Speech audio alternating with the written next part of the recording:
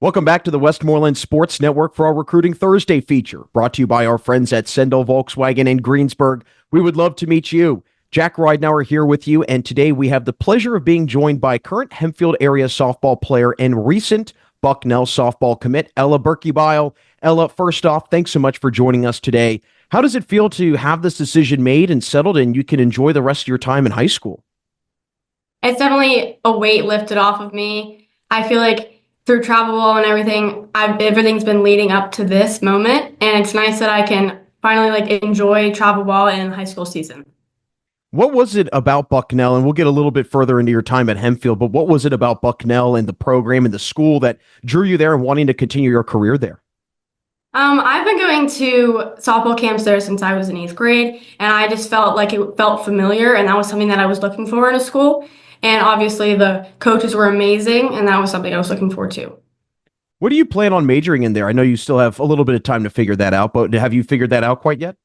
As of right now, I want to major in chemistry, and hopefully that will lead me into the pharmaceutical field.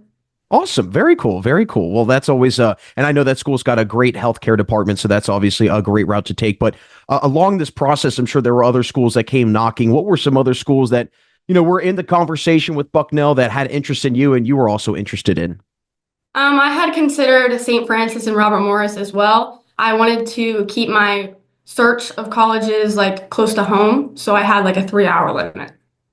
Well, right there in that 3 hour limit of Mhm. Bucknell, that is perfect. But we'll get into a little bit about your career at Hempfield. And I want to start with just you as a catcher because such a unique position.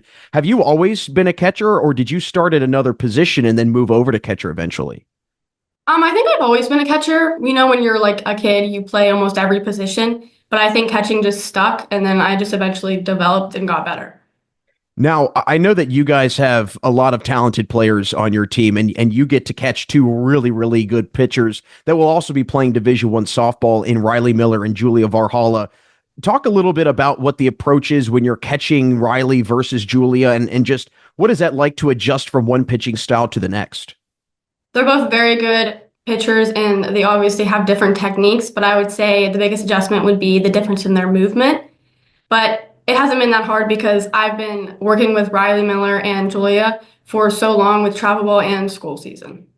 Do you feel that your time playing softball in travel season with them, do you feel that that really builds the chemistry even further once high school season starts?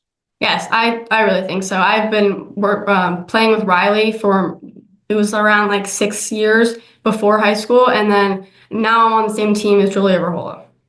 Well, I know that you guys have had a lot of success as a team at Hempfield, but for you individually, you've been known as a tremendous catcher. Nobody wants to run on you. That seems to be kind of the thing that goes around the softball area. But what is your approach behind the plate? I mean, what is kind of the mentality, obviously, when bases are cleared versus, bases, runners getting on base?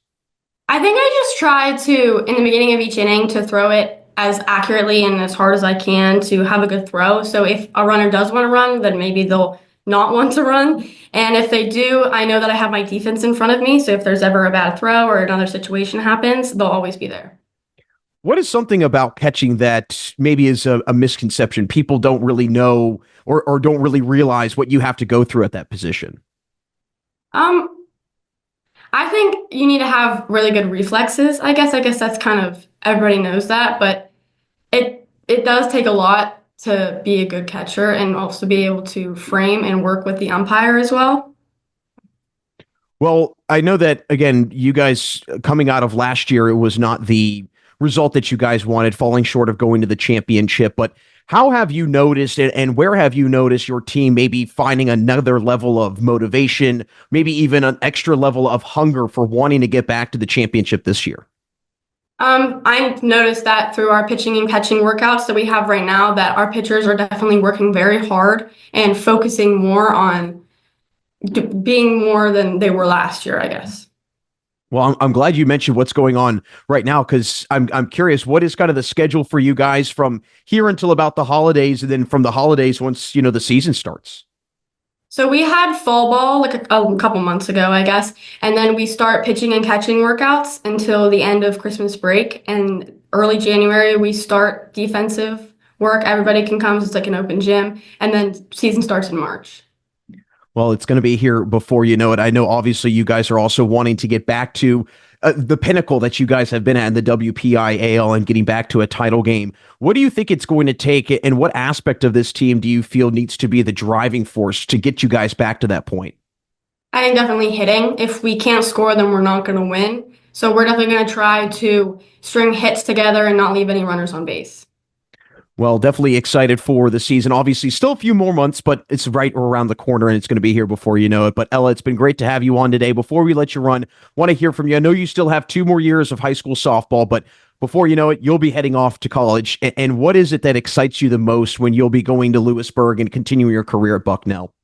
I think I would say meeting new people and meeting the softball team and probably living somewhere else, somewhere new.